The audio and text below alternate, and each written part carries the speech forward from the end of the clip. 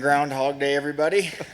Let's say what a weird couple of weeks, months. I mean, it's been a crazy stretch for you, man. What's this whole experience been like for you? You know, the night before a fight is the absolute worst. You don't get any sleep, so all this was doing is just a little bit of practice, just going through the motions, getting ready, but then not, and then getting ready, and then not. And then it's funny, after the Joe thing 2 weeks ago, Dana was like, nah, go have the weekend, go enjoy the 4th of the family.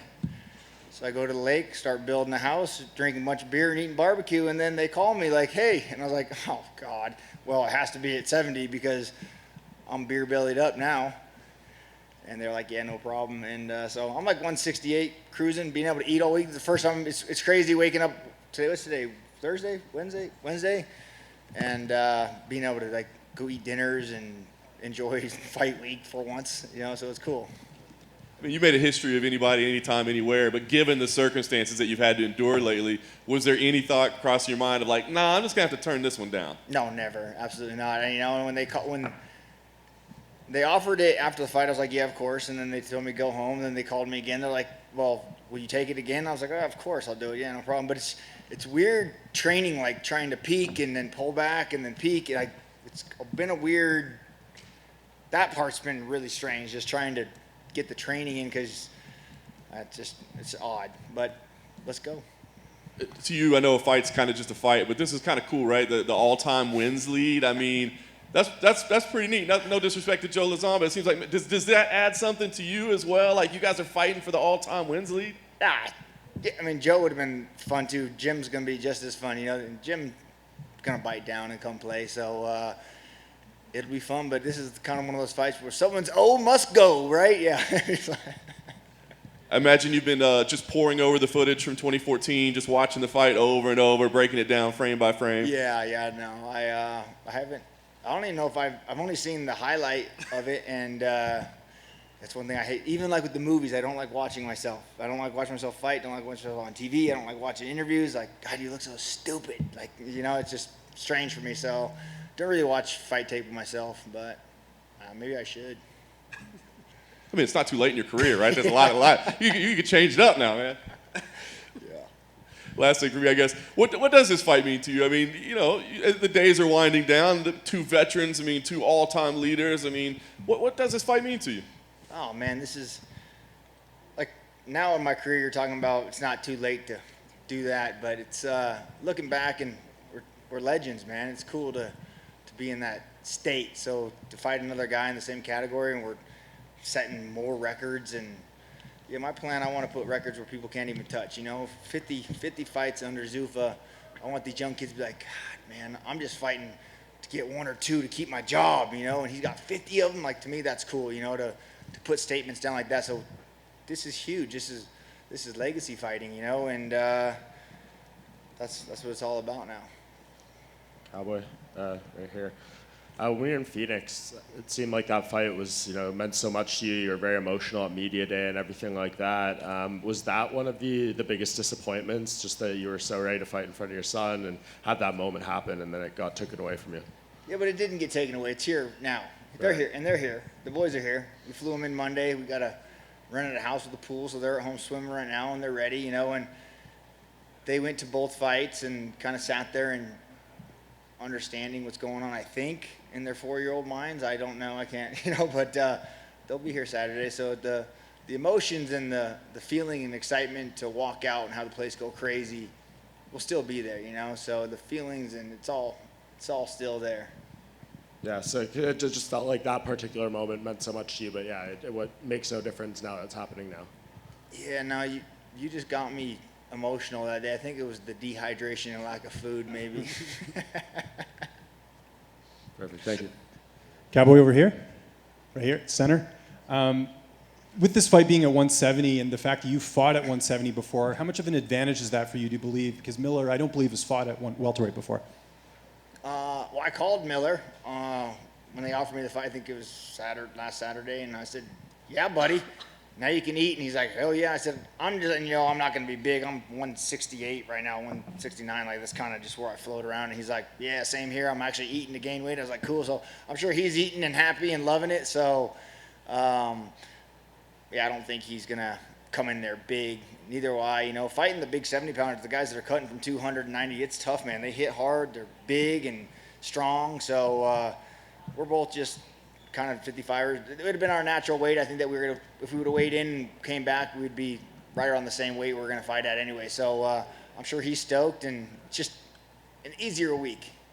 And you mentioned before about the canceled fights, and you're now fighting here in July. How much of an asset is it having Shara, who we see in your corner here, just helping you from the health and nutrition side of just making sure you're not overdoing yourself, because that's like 3 separate camps, right, for this fight? Yeah, she's very adamant about what we eat, how we eat, and make sure I'm drinking and eating the right stuff, because I want to eat shit. I love it, like I want gas station sushi, you know what I mean? That's just what I like. So, and she's like, no, let's stick with the PI plan. Let's, go to Whole Foods and get real food and stick to the plan. Sunday you can have all the gas station sushi you want, Until then, let's eat to a plan. And just last one for me here.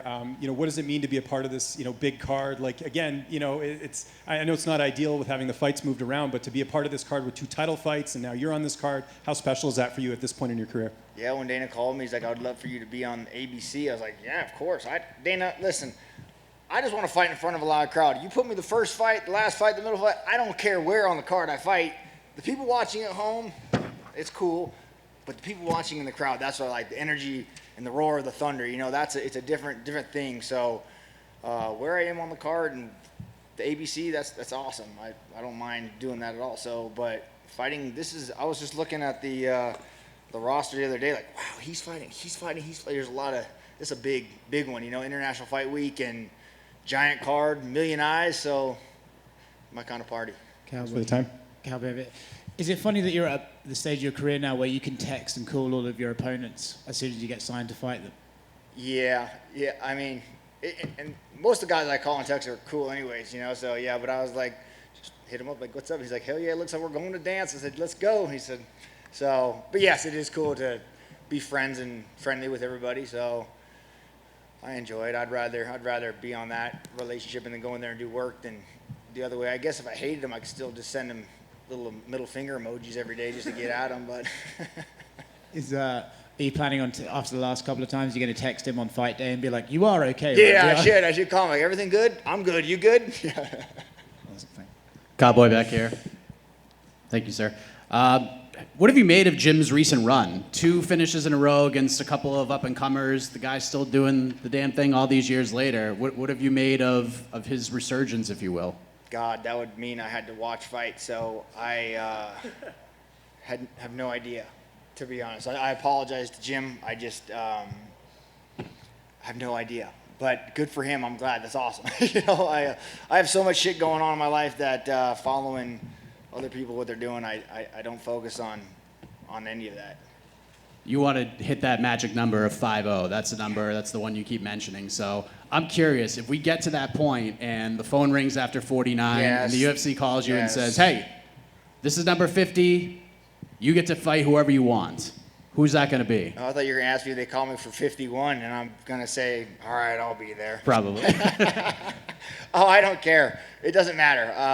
I never gave much for the opponent, but just whoever wants to have some fun, and hopefully it's a big New Year's card or another 4th of July card, a big 50, a nice blowout, a nice goodbye.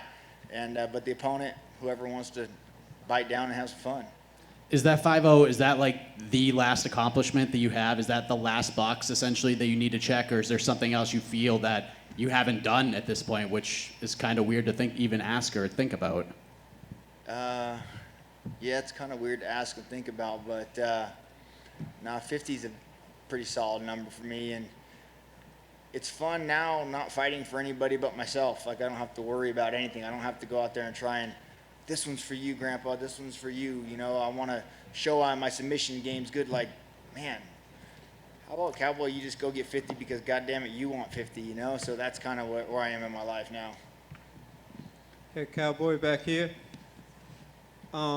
Obviously, with all that rescheduling, I have to imagine, the after party, all of that other stuff, that's twice that you didn't get to follow them. Has it stayed the same through all the changes, and is it still the same for Saturday? For after party? Yeah. Oh, yeah.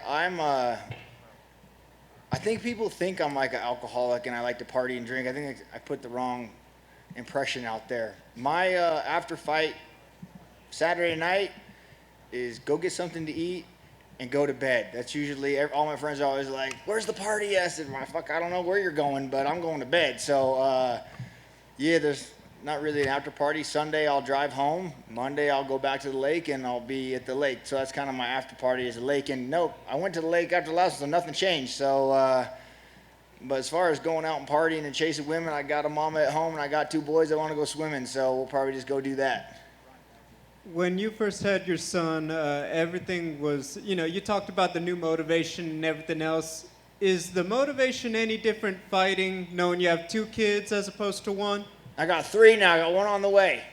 So mom was pregnant, and she's not telling me what it is, which really sucks because I want a baby girl, and I think it's gonna be a boy just because I don't know. I have a fucking gut feeling, but so we have 3 now, and I'm excited. Yeah, the motivation to just set them off in life, be able to have save, and yeah, motivation is there. It's fun. I enjoy it. Now they're old enough. The oldest one's old enough to hopefully understand Daddy's a real life ninja, so it'll be fun. Final question for me. Don't know how many more fights, so I don't know when I'll get another chance. You and I actually have the same birthday. What's your favorite thing about being born on the 29th on March? Man, other than an Aries, I don't know. I don't really have a favorite thing about the 29th. I don't know. Nothing really, but just being an Aries. It's a good day, isn't it? Yeah, sure.